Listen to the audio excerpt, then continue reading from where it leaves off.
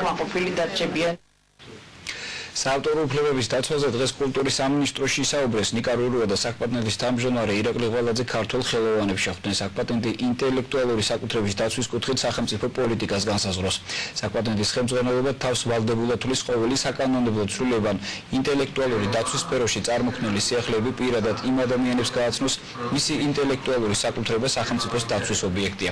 პრეზიდენტის ბრძანებით საავტორო უფლებათა დაცვის უწყებათა შორის საკოორდინაციო საბჭო უკვე შეიქმნა.